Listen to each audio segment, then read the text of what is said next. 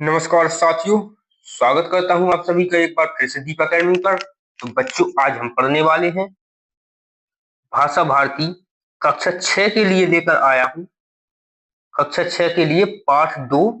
पाठ का नाम है कटुक वचन मत बोल। इसके मैं क्वेश्चन आंसर प्रश्नोत्तर सहित सभी कुछ हल करवाऊंगा दोस्तों। तो चलिए बढ़ते हैं आगे, देखते हैं अपना। तो पहला प्रश्न है अपना, सही विकल्प चुनकर लिखिए। सही विकल्प चुनकर लिखिए में पहला प्रश्न है, दांत जल्दी टूट जाते हैं क्योंकि वह होते हैं कैसे? कठोर। दांत इसलिए जल्दी टूट जाते हैं क्योंकि वो कठोर होते हैं। ठीक है। अगला प्रश्न है, मधुर वचन है। मधुर वचन कैसा है? मधुर वचन औषधि है। अगर कोई अच्छा बोलता है, मीठा बोलता है, तो वो औषधि की तरह काम करता है। इसलिए हमारा मधुर वचन हो जाएगा औषधि। ठीक है, ये दो हो गए, आपके दो ही थे। आगे बढ़ते हैं। आगे है, रिक्त स्थानों की पूर्ति कीजिए।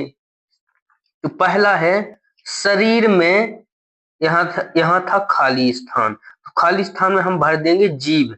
शरीर में जीभ अच्छी नहीं है तो कुछ तो सब बुरा है। अगर जीभ अच्छी नहीं है शरीर में, अगर आप अच्छा नहीं बोलते हैं, तो आपका अच्छा होने का कोई फायदा नहीं है। अगला है, वाणी का वरदान मात्र किसको मिला है? मानव को मिला है। इसके अलावा कोई और तो नहीं बोल सकता है, केवल मानव ही है जो बोल सकता है। वाणी का वरदान केवल मानव को मिला है। अगला है, वाक् चातुर्य से कटु सत्य को प्रिय और मधुर बनाया जा सकता है। यानी वाक् चातुर्य यानी अच्छी बोलने की कला से ये कटु सत्य यानी जो कड़वा सत्य होता है उसको मधुर बनाया जा सकता है। किसकी सहायता से? मधुर वाणी की सहायता से। इस पे हम भर देंगे मधुर। अगला है, वाणी के दुरुपयोग से स्वर्ग। इस खाली स्थान में हम भरेंगे स्वर्ग। वाणी के दुरुपयोग से स्वर्ग भी नरक में परिणत हो सकता है। स्वर्ग भी नरक में, यहाँ पर मैं भूल गया लिखना, यहाँ पर मैं लिखना है। तो वाणी के दुरुपयोग से स्वर्ग भी नरक में परिणत हो सकता है। अगर आप गलत गलत बोलते हैं, किसी को अपशब्द कहते हैं, तो आपका जो अच्छा समय है वो भी बुरे समय में बदल जाएगा। ठीक है, इसमें भर देंगे हम स्वर्ग।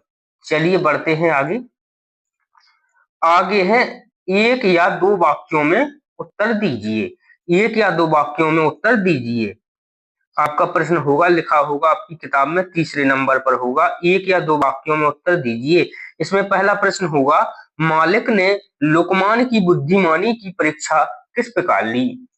तो इसका उत्तर हम लिखेंगे बच्चों, मालिक ने लुकमान की बुद्धिमानी की परीक्षा एक प्रश्न पूछ कर ली। कैसी ली?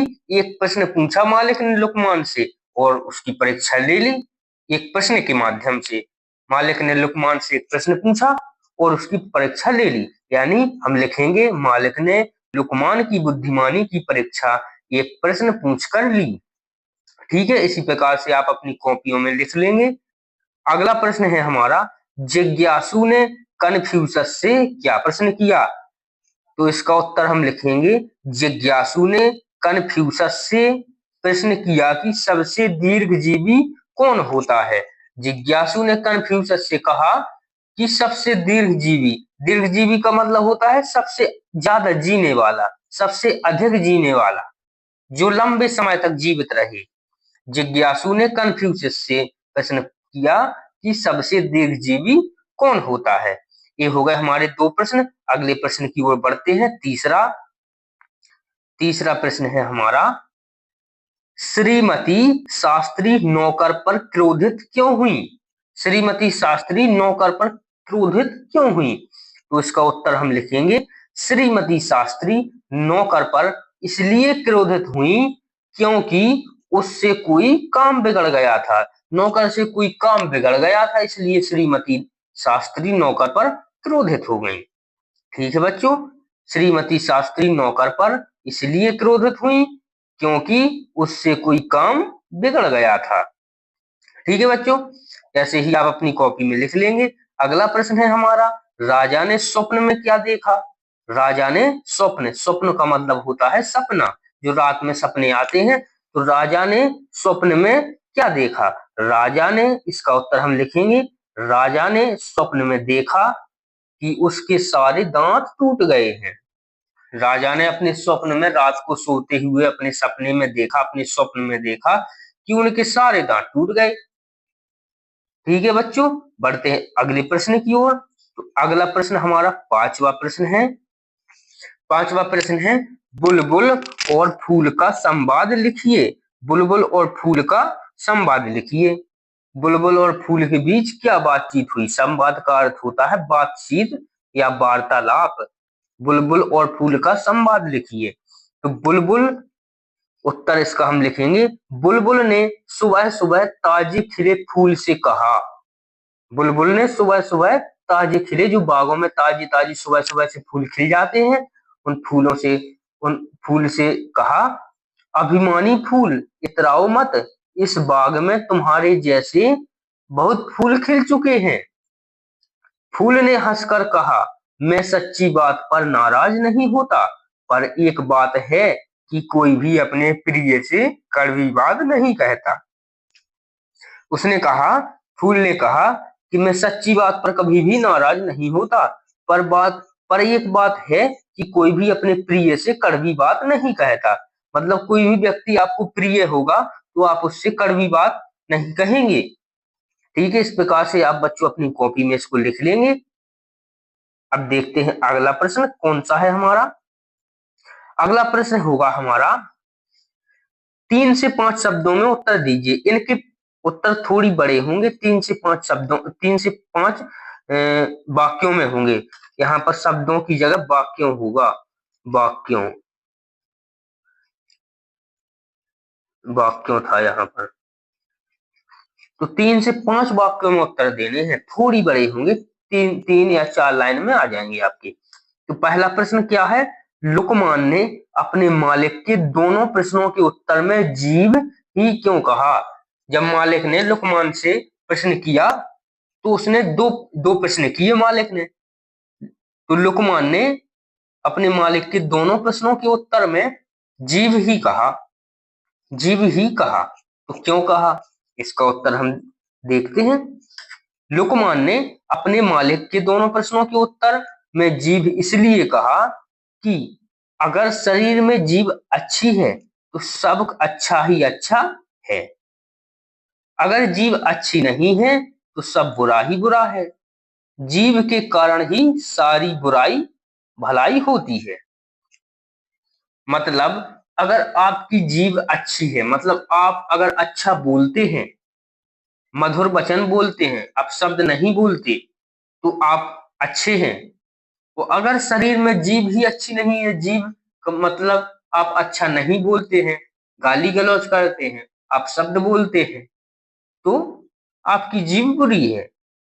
जीभ के कारण ही सारी बुराई भलाई होती है। कोई व्यक्ति आपसे अच्छा बोलेगा तो आपको अच्छा लगेगा, कोई व्यक्ति अगर आपसे अच्छा नहीं बोलता है तो आपको अच्छा नहीं लगेगा। इसी प्रकार पूरा जो भी है जीभ के कारण ही है। इसी प्रकार से आप अपनी कॉपी में इसको लिख लेंगे। अगला प्रश्न देखते हैं। अगला प्रश्न है हमारा, जो नम्र होता है वही अधिक समय तक जीता है, एक उदाहरण देकर समझाइए।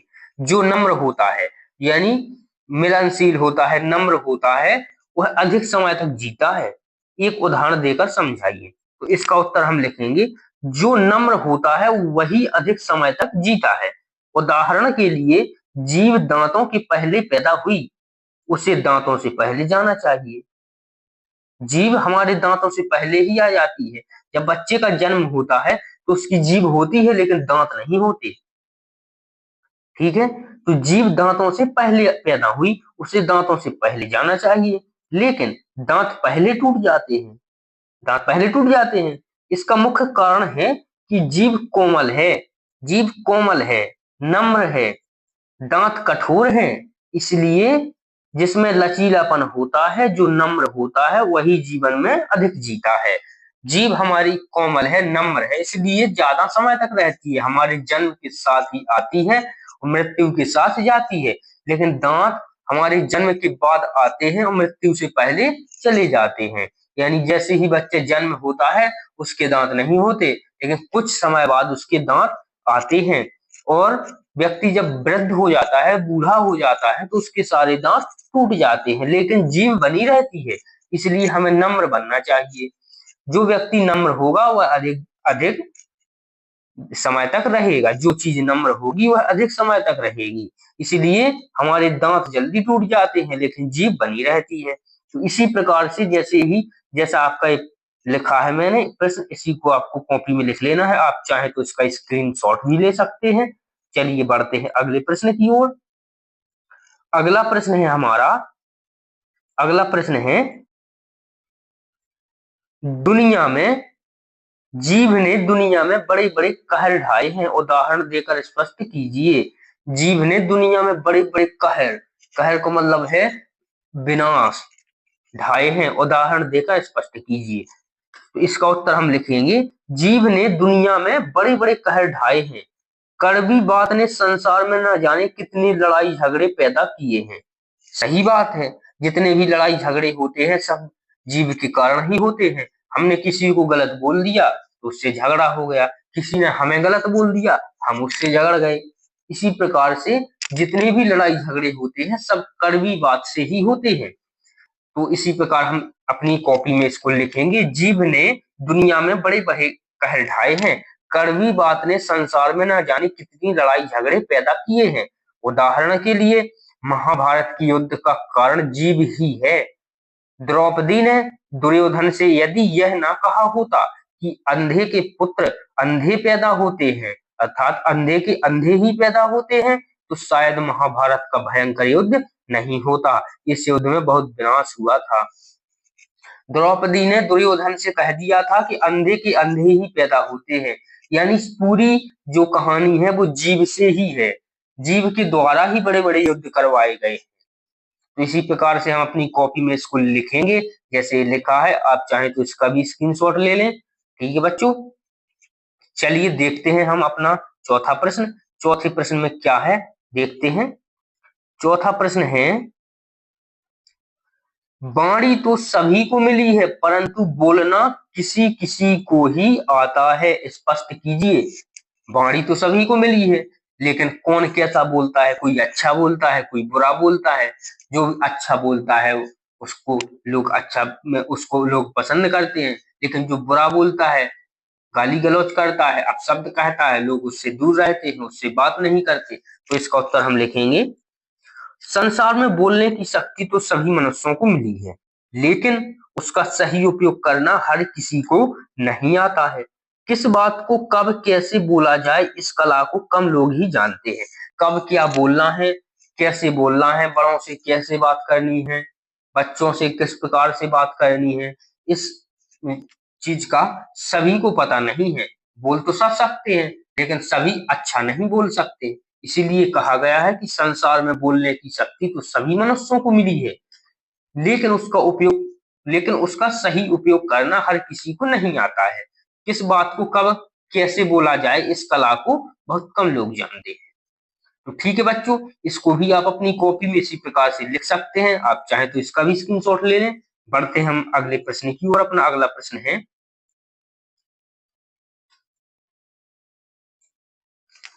अगला प्रश्न पांचवा प्रश्न और अंतिम प्रश्न है हमारा, कटुक वचन मत बोल पाठ से हमें क्या शिक्षा मिलती है। तो जो ये हमारा पाठ था, कटुक वचन मत बोल, कटुक का मतलब होता है बुरे, वचन मत बोल यानी बुरी बात मत कहो, बुरी बात मत बोलो, किसी से गलत ना बोलो। तो इसका उत्तर हम लिखेंगे, उत्तर में होगा हमारा, इस पाठ से हमें क्या शिक्षा मिलती है हमें बताना है। तो कटुक वचन मत बोल पाठ से हमें यह शिक्षा मिलती है कि हमें किसी से कड़वे वचन नहीं बोलना चाहिए, हमें सदैव विनम्र और मृदुभाषी होना चाहिए, हमें किसी से गलत नहीं बोलना चाहिए, हमें सबसे अच्छे से नम्र मृदुभाषी अच्छी भाषा में बात करनी चाहिए। तो इसका उत्तर हम लिख लेंगे बच्चों, कटुक वचन मत बोल पाठ से हमें यह शिक्षा मिलती है कि हमें किसी से कड़वे वचन नहीं बोलना चाहिए, हमें सदैव विनम्र और मृदुभाषी होना चाहिए। ये हो गया हमारा अंतिम प्रश्न बच्चों। तो इसी के साथ आपका ये पाठ भी समाप्त हो जाता है। और अगर आपको किसी भी प्रश्न में कोई समस्या है, किसी भी पाठ में आपको कोई समस्या है, तो आप हमें कमेंट करें, हम आपकी सहायता करेंगे। हम आपको उस पाठ की वीडियो बना के देंगे, वीडियो डालेंगे। धन्यवाद दोस्तों। अगर आपको वीडियो अच्छी लगी तो चैनल को सब्सक्राइब करें और अपने दोस्तों को भी बताएं कि इस चैनल पर हमें अपने पाठ से संबंधित प्रश्न उत्तर मिल जाते हैं। धन्यवाद दोस्तों।